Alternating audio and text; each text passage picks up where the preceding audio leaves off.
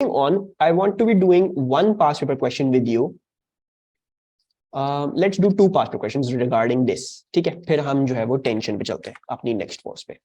Okay, now ये क्या बोल रहे हैं? Figure 2.1 shows an object M on a slope. M जो है वो on a slope है. M moves up the slope, comes to rest at point Q, and then moves back down the slope to point R. M has a constant acceleration of 3 meter per second down, 3 meter per second square down the slope at all times. At time t equals to 0, M is at point P and has a velocity of 3.6 meter per second up the slope.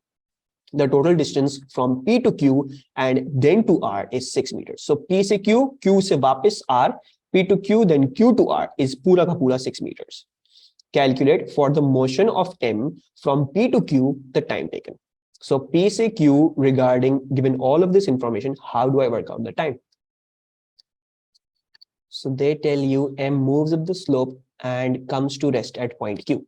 यानी ये मास M जो है इसकी final velocity इधर क्या हो जाती है? It becomes 0. The final velocity becomes 0. Right? अच्छा जी, फिर एक्सेलरेशन भी आपको दी हुई है. They've given you the acceleration. ये आपको आपकी इनिशियल वेलोसिटी दी हुई है, आपको अपनी फाइनल वेलोसिटी दी हुई है, ठीक है, आपको एक्सेलरेशन भी दी हुई है. तो टाइम कैसे आ सकता है? It can come through the first equation. Very good, Abdullah. So आज लग रहा है सिर्फ अब्दुल्ला पढ़ रहे हैं. V equals to U plus AT. But नहीं भूलेंगे, हम काइनेमेटिक्स सवाल कर रहे हैं, फोर्सेस सवाल कर रहे हैं, सबसे पहले कन्वेंशन बना लिया करेंगे. So let's say conventions like this. So 3.6 इस लिहाज से पॉजिटिव जाएगा. V क्या था? V था 0. So V is a 0.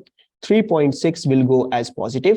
और एक्सेलरेशन क्या थी? एक्सेलरेशन थी 3 metre per second square downwards. सो हम इसको भी मार्क कर लेते हैं इधर.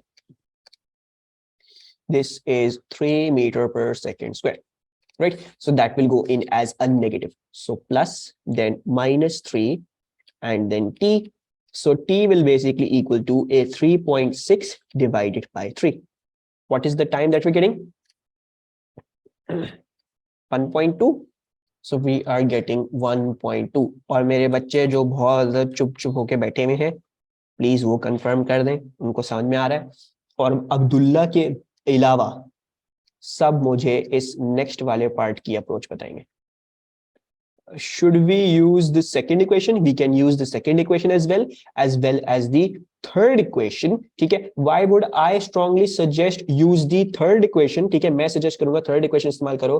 क्यों? Because ये टाइम आपने खुद कैलकुलेट किया है. राइट अब आप इस टाइम को लेके सेकेंड इक्वेशन में डाल दोगे तो अगर ये आंसर गलत था तो ऑटोमेटिकली ये वाला आंसर भी 0 मार्क्स आपको इधर मिल जाएंगे. ठीक है. So try to do questions ऐसे कि if you have a choice, if you have a better kinematics equation you can use, so use that. ECF नहीं होता. देखो, everyone says error carried forward जो है वो नहीं होता, ये नहीं होता. बट अगर इधर आंसर गलत आ गया, ठीक है, यूर सेइंग ECF नहीं होता. सही, error carried forward. Error carried forward वो इस तरह से समझो कि वो एग्जामिनर की मर्जी है. ठीक है, हम उस पर रिलाई कभी नहीं करने वाले. तो बेसिकली एग्जामिनर का अगर अच्छा मूड हुआ, कोई एग्जामिनर बैठा हुआ हो तो अच्छा, उसका मूड अच्छा हुआ तो हो सकता है आपको मार्क्स दे दे उधर. लेकिन अगर एग्जामिनर का मूड खराब हुआ तो ही has every right to deduct that mark. ठीक है. So we will try to use information ऐसी अगर हम इस्तेमाल कर सकें जिससे हमारा आंसर गलत ना आए. ठीक है. वैसे error carried forward there is no clear indication कब है कब नहीं है, क्योंकि उनकी मार्क स्कीम्स में कभी लिखा होता है कभी नहीं लिखा हुआ होता है. ठीक है. So just make sure of that. So the distance traveled, let's use v square equals to u square plus 2as. ठीक है. आप लोग मार्क स्कीम्स खुद खोल के देख लेंगे तो यू विल सी किसी किसी पार्ट में जो है वो लिखा हुआ होगा कि allow if answer carried from over here, किसी किसी पार्ट्स में नहीं लिखा होगा. ठीक है. तो हमको हमारी कोशिश क्या होगी, will not try to rely on such things. ठीक है. Velocity was 0, so let's put in as 0. Then u was 3.6 up the slope according to our convention. So 3.6 square. Then plus 2, acceleration जो थी वो -3 थी. And s हमारे पास आ जाएगा. s कैसे आएगा? s आएगा -3.6 whole square upon 2 upon -3. ठीक है. Can anyone give me the answer to this? 2.16. Thank you. अच्छा, अब ये कहते हैं show that the speed of m at r is 4.8 metre per second. तो m की स्पीड r पे हमें दिखानी है 4.8 metre per second. How do I show r पे कैसी स्पीड आ गया? Then you will apply third equation. Very good Abdullah. ठीक है, so I will give you two approaches इसमें। ठीक है, 1 and 2। पहले तो आप ये कर सकते हो, क्या कर सकते हो, you know the distance from here to here. ठीक है, आपको ये पता है ये डिस्टेंस क्या है, you know that already. That is a 2.16. This is a 2.16. तो आप ऑटोमेटिकली मैंने निकाला था 6 meters है, P to Q and then Q to R. So that means P to Q distance अगर 2.16 आ रहा है, so if I want to work out just this distance, वो क्या आ जाएगा, वो आ जाएगा 6 minus 2.16. So that works out to be a 3.84. As far as I can do the calculation, 3.84 workout होगा। ठीक है, अच्छा अब हम क्या करते हैं, let's consider a new journey. New journey क्या, न्यू जर्नी कंसिडर करते हैं कि आपका फिक्स्ड फ्रेम ऑफ रेफरेंस यहां पे था, अब आप क्यू से स्टार्ट करो। क्यू पे आपकी वेलोसिटी जो उस वक्त की फाइनल थी अब इनिशियल हो जाएगी, and then you know the distance as well, और हमारे पास वेलोसिटी आ जाएगी, और तीसरी बात हमें एक्सेलरेशन भी पता है। ठीक है, so I have the distance, I have the initial velocity, I have the acceleration, मैं जो हूं वो इधर जो है वो स्पीड निकाल सकता हूं। So let's do that. If I do the first approach, that works out to be by v square equals to u square plus 2as लगा लें आप। ठीक है, v square हमें नहीं पता, वो हमें ढूंढना है। u square क्या है, if I'm considering q as my starting point, वो 0 हो जाएगा। So this works out to be 0 squared. Then plus 2, acceleration इसी कन्वेंशन के हिसाब से -3 चल जाएगी। So this goes as -3. And आपकी जो डिस्प्लेसमेंट है, if you look at this convention ही, तो फिक्स्ड फ्रेम ऑफ रेफरेंस से आप इधर हो, तो this will go in as a negative 3.84. So let's put this in as a negative 3.84. And can you even give me the answer to this? This is 2 into -3 into -3.84 and then whole under root, right? So we are getting 4.8. बाकी किसी को कोई confusion? अच्छा, then the second approach ये है कि यार आप ऐसा करते ही नहीं कि आप क्यू से सपोज कर फंक्शन, आप पी से ही अपना रखो start, and let's take out pure kinematics through. भाई अगर मैं आर की डिस्प्लेसमेंट निकालना चाहूं पी से, तो वो क्या है, आर की डिस्प्लेसमेंट पी से इस तरीके से आएगी कि आप 6 में से 2.16 तो एक है, तो 6 में से 2.16 एक जाने का, फिर 2.16 फिर आने का। सो 6 में से अगर 2 दफा 2.16 निकाल दूंगा तो मेरे पास प्योरली सिर्फ ये डिस्टेंस आ जाएगा। So let's do that. So 6 minus 2 times 2.16, तो आपके पास R की डिस्प्लेसमेंट आ जाएगी 6 minus 2 and then 2.16, you are getting a 1.68. ये आपके पास आ गया 1.68। अच्छा जी, अब मैं अपना स्टार्टिंग पॉइंट P को ही अज्यूम करूंगा। ठीक है, and will use the third equation again. So v square equals to u square plus 2as। v square क्या था, v स्क्वायर हमें ढूंढना है, r पे वेलोसिटी हमने ढूंढनी है। u स्क्वायर क्या है, u स्क्वायर अगर p पे ही रख रहे हो तो 3.6 positive, so let's put in a 3.6 square positive. Then the acceleration was -3, right, down the slope, so according to your convention it will be -3. And displacement देखोगे तो डिस्प्लेसमेंट P से पीछे है, कितनी पीछे है, -1.68. So we will go this, we will tell this as -1.68. So अगर हम ये कैलकुलेट करें एंड देन स्क्वायर रूट लगा दें दोनों साइड्स पे, so can you confirm 4.8 आ रहा है इससे भी आंसर, राइट, 4.8 आ रहा है। So you do not need to break your motion. ठीक है, इसको ध्यान में रखेंगे, क्यों ध्यान में रखेंगे, क्योंकि कभी कभार शायद you might not be able to break your motion. ठीक है, तो फिर प्योर काइनेमैटिक्स इस्तेमाल करते हुए भी आप अपना क्वेश्चन सॉल्व कर सकते हो। ठीक है, देयर इज नो प्रॉब्लम, अगर एक मोशन को ब्रेक ना करना चाहो तो एग्जैक्टली काइनेमैटिक्स फॉलो करते हुए भी आंसर आ जाएगा, देयर इज नो प्रॉब्लम। सही है, okay, I hope we are clear with this. अगर हम इन सब चीजों के साथ क्लियर हैं तो कैन एनीवन टेल मी कि वेलोसिटी टाइम ग्राफ इस ऑब्जेक्ट का from the motion P to Q to R क्या बनेगा? How should I be drawing the P to Q to R वाला motion for this block? Good, very good, Elma. ठीक है, graphs के साथ, very good. अच्छा, now you know भाई आपका इनिशियल टाइम पे यानी टाइम t = 0 पे इनिशियल वेलोसिटी 3.6 थी, 3.6 ऐसी अपवर्ड्स डायरेक्शन में पॉजिटिव में।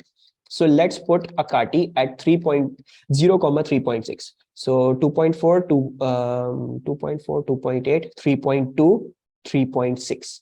सो 3.6 0, 3.6 टाइम 0 पे 3.6 थी वेलोसिटी। दूसरी बात ये नोटिस करो कि स्ट्रेट लाइन क्यों बन रही है, because you had a constant acceleration. Constant acceleration का मतलब वेलोसिटी टाइम ग्राफ का straight constant gradient, constant gradient आपका सिर्फ स्ट्रेट लाइन का था, ठीक है। अच्छा, दूसरा पॉइंट हमने बस आइडेंटिफाई करना, क्योंकि स्ट्रेट लाइन बनाने के लिए 2 ही पॉइंट्स चाहिए होते हैं। दूसरा पॉइंट इधर से आएगा कि टाइम t = 1.2 पे आप वेलोसिटी 0 पे पहुंच गए थे, ठीक है। So I will now at 1.2, 1.2 कहां पे आ रहा है, 1.05 1.1 1.15 1.2, तो तकरीबन इधर I have my other point. अब आपने कुछ भी नहीं करना, you just have to draw a straight line through this, and बाकी सब कुछ खुद ही फॉलो कर रही होगी लाइन, आपको और किसी चीज की फिक्र करने की जरूरत नहीं है। ओ यस, इधर मैं एक चीज बताता चलूं, ठीक है। आप कह रहे हो, सॉरी मैंने मीटर्स भी लिख दिया इधर, है ना, मीटर पर सेकेंड है, सॉरी इधर माय बैड, यूनिट भी गलत लिख के आ गया मैं। अच्छा, आप कह रहे हो यार ये तो आपके पास पॉजिटिव 4.8 आई है, ग्राफ में हमारा तो नेगेटिव 4.8 आ रही है, ये क्यों हो रहा है? ये इसलिए हो रहा है बिकॉज ये दिमाग में रखिएगा, स्क्वायर रूट करने के बाद ये दोनों आंसर्स आते हैं, प्लस माइनस दोनों आंसर्स आते हैं। सो जब प्लस माइनस दोनों आंसर्स आते हैं, अब आपको चूज करना है आपका असल आंसर कौन सा है। So this is actually a negative 4.8, right. So बस इसको दिमाग में रखिएगा, जब भी स्क्वायर रूट कर रहे हैं तो नेगेटिव पॉजिटिव दोनों आ सकते हैं, ठीक है। And we know for a fact भाई, ऑब्वियसली जब r तक जा रहा है तो ऑब्वियसली इसकी वेलोसिटी नीचे की तरफ हो गई, है ना, तो therefore it must be a negative 4.8। सही है Abdullah. Travels while showing final answer will be put negative sign इधर, नहीं देखो मेरा बच्चा इधर देखो, इधर लिखने की जरूरत नहीं है, क्यों, because it says show that the speed, speed क्या थी, स्केलर क्वांटिटी, तो you don't need to put in the minus, ये मैंने सिर्फ आप लोगों के एक्सप्लेनेशन के लिए करा है, ठीक है। I hope you understand this, सही है। अच्छा, बाकी वो आपको ये बोलेंगे भी नहीं, वो आपको ये नहीं बोलेंगे कि नेगेटिव 4.8 दिखाओ या पॉजिटिव 4.8 दिखाओ, क्यों, बिकॉज वो आपको खुद से कन्वेंशन सेट करके कभी भी नहीं देंगे, तो उनके हिसाब से जो पॉजिटिव 4.8 हो सकता है आपके हिसाब से वो नेगेटिव 4.8 हो, राइट। तो ऐसा सवाल कभी नहीं आएगा कि वो आपसे पूछे कि नेगेटिव है पॉजिटिव है, क्योंकि unless and until they tell you the convention, they can't really expect from you कि आप नेगेटिव पॉजिटिव सही तरह बताओ, सही है। तो उसकी भी टेंशन नहीं लेना, जब भी होगा ना ऐसा स्पीड पूछ रहे होंगे तो स्पीड ही पूछ रहे होंगे। हाँ, क्योंकि हमें क्या कहा था, हमें कहा था P2Q टू ओनली R, बिल्कुल सही, वेरी गुड पॉइंटर इधर एज वेल, हमें जो है वो ग्राफ को इधर ही रोक देना है, क्योंकि सिर्फ R तक का दिखाना है, तो 4.8 तकरीबन 4.4 4.8 इधर आ रहा है। लेट्स पुट अ निशान ओवर हियर, इधर आ रहा है इधर, राइट, एक दो, हाँ, तो बस हम जो है वो इधर, very good pointer again, did not notice, बस इधर तक के दिखाएंगे। अगर वो बोलते कि पूरे टाइम पीरियड जो भी ग्राफ है वो पूरे इस पे जितना जितना भी आ रहा, तो फिर हम लाइन एक्सटेंड करके बाहर भी ले जाते तो कोई मसला नहीं, उन्होंने कहा था लेकिन P2Q2R दिखाओ, तो हमने सिर्फ P2Q2R का एक्चुअल ग्राफ दिखाया, सही है। Thank you Alma. अच्छा जी, now a shopping trolley and its contents have a total mass of 42 kg. The trolley is being pushed along a horizontal surface at a speed of 1.2 meter per second. When the trolley is released, it travels a distance of 1.9 meters before coming to rest. Assuming that the total force opposing the motion of the trolley is constant, calculate the deceleration of the trolley. तो ये सारी information दिए हुए, can we work out the deceleration?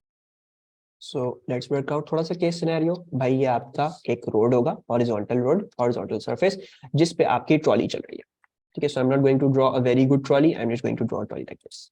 अच्छा, initially आप इसको लेके जा रहे थे with a speed of 1.2 metre per second, ठीक है, आप इसको 1.2 मीटर पर सेकेंड से लेके जा रहे थे, लेकिन आपने जब इसको छोड़ा तो ये 1.9 मीटर्स ट्रेवल करती है, एंड देन ये क्या होती है, रुक जाती है, obviously coming to rest.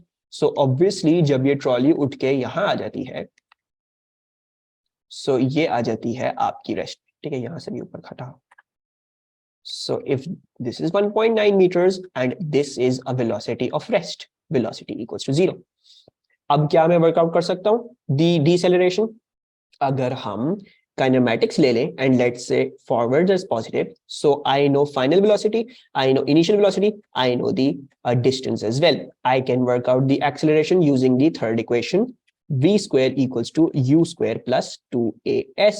velocity आपकी final 0, initial आपकी 1.2 square, ठीक है, 1.2 पॉजिटिव था इसलिए 1.2 पॉजिटिव लिया है, then plus 2 acceleration, we have no idea what that is, and हमारी जो डिस्प्लेसमेंट है वो 1.9 है positive, so let's put that in as positive, and then acceleration आपकी क्या हो जाती है, एक्सेलरेशन आपकी जाती है negative 1.2 whole square upon 2 into 1.9, that works out to be your acceleration. So what is the value of the deceleration?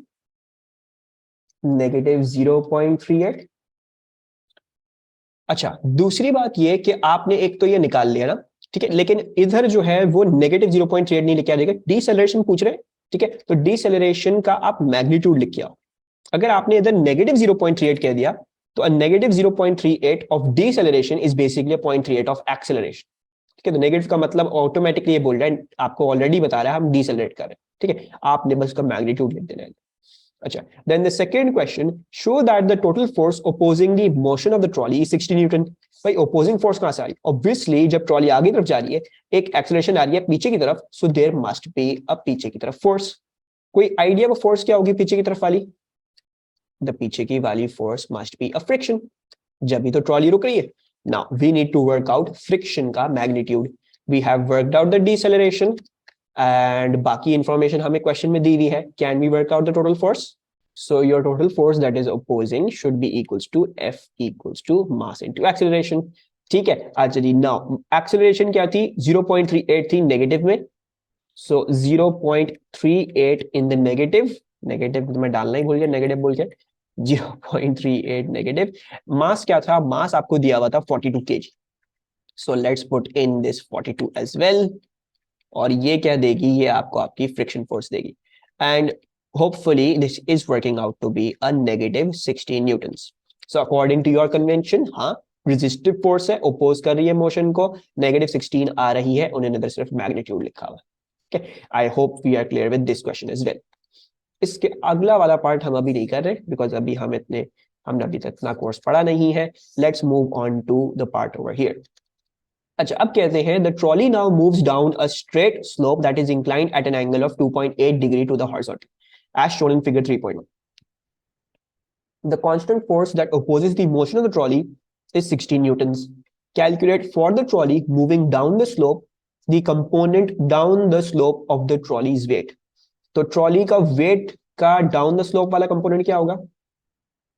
Yes, so it should be mg, ठीक है, w लिखो या mg लिखो, तो w हम एक्सपेंड करके पहले ही लिख रहे हैं mg cos। cos क्यों होगा? Why should it be cos? It would be cos, और it is the angle with the horizontal ना, तो एंगल विद द हॉरिजॉन्टल, तो ये वाला जो होगा वो क्या होगा? This will be a w sin theta, ठीक है, so mg sin theta, then m was 42 kg, g जो है वो 9.81 आ गया, साइन आपका क्या आ रहा है? साइन आपका 2.8 आ रहा है, सो साइन 2.8।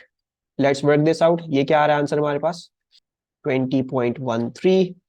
अलमा ने तो लगता है कैलकुलेटर छोड़ के आ गई हैं कहीं। अच्छा जी, सो दिस इज दैट 20.13।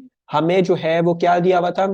अच्छा, ये थोड़ा सा पुराना सवाल है, ठीक है, तो इसमें, ठीक है, डोंट फोकस ऑन दी क्या कहते हैं जो मार्क स्कीम में राउंडिंग ऑफ के आंसर्स दिए हुए होंगे, ठीक है, इसमें पुराना सवाल है, पुराने में कुछ और था हमारा सिनेरियो, तो इस पर इतना फोकस नहीं कीजिएगा, ठीक है, अब भी हमें वही फॉलो करना है जो मैंने सिखाया।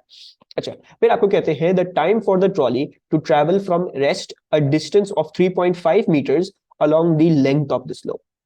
सो रेस्ट से जब ये u इक्वल्स टू 0 था, इसका इधर से इसको जाना है कितने पे? It needs to travel a distance of 3.5 metres, so it must travel यहां से लेके यहां तक कोई ऐसा डिस्टेंस जो आ रहा हो 3.5 मीटर्स, और कोई information along the length of the slope, और कोई इंफॉर्मेशन नहीं दी, बट उन्होंने कहा था the friction is still acting, that is 16 newton, so if you are moving downwards so there must be a friction that is upwards, इस तरीके से एक्ट कर रही होगी, and that friction will be trying to oppose the motion, वो 16 Newton की है। अच्छा, ना अगर हमें टाइम निकालना है, हमें डिस्टेंस दिया हुआ है, हमें इनिशियल वेलोसिटी दी हुई है, so I hope we all agree कि let's use this second equation, s equals to ut plus half at square. Initial velocity आ गई, डिस्टेंस आ गया, एक्सेलरेशन निकाल लेंगे फोर्स को इस्तेमाल करते हुए, टाइम आ जाएगा हमारे पास। सही है। अच्छा, देन अब हमें एक्सेलरेशन निकालनी है पहले तो एक्सेलरेशन कैसे निकलेगी, net force in the x direction देखते, net force in the x direction देखोगे तो लेट्स फर्स्ट ऑफ ऑल से इस तरीके से, इस तरह, इस डायरेक्शन में पॉजिटिव, ताकि हम सॉल्व कर सकें, so will take w sin theta as positive and 16 as negative, so net force in the x direction is w sin theta, which is 20.1, then negative 16, so that works out to be a 4 point something, 4.1, right? So this works out to be a 4.1, और अब हम acceleration भी निकाल लेते हैं, acceleration कैसे निकलेगी, वो मास इनटू एक्सेलरेशन से निकलेगी, एंड एक्सेलरेशन आकी आ गई 4.1 डिवाइडेड बाय 42 आ गई, इसकी वैल्यू क्या आ रही है मेरे पास 0.098।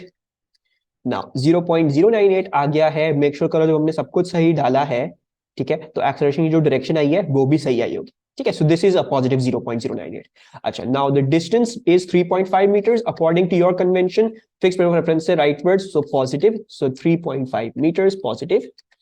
u जो था वो आपका 0 था, तो ये पार्ट क्या हो जाएगा, ये पार्ट हो जाएगा 0 plus half, acceleration was a 0.098 and then time squared. So time squared equals to 3.5 into 2 divided by 0.098 and then दोनों sides पे हम under root ले लेते हैं. So what is the final time working out to be? It should be something like 8 point something, 8.45. Thank you, Abdullah. So 8.45. Let's write this down to two significant. This is 8.5 seconds. Achha. Now, use your answer in C2 to explain why for safety reasons, the slope is not made any steeper. तो ये 2.8 degree का तो angle रखते हैं, ठीक है, इससे ज्यादा स्टीप क्यों नहीं करते, looking at your answer over here, if made any steeper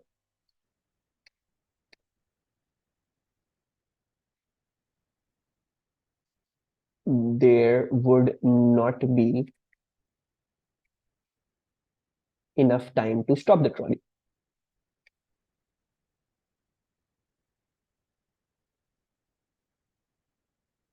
Right. अच्छा, बाकी आप ये भी लिख सकते हो, so that the trolley travels safely, sorry, so that the trolley travels slowly, not safely, trolley travels slowly and anyone in the way can move out of its path. I hope इसमें कोई confusion ना हो.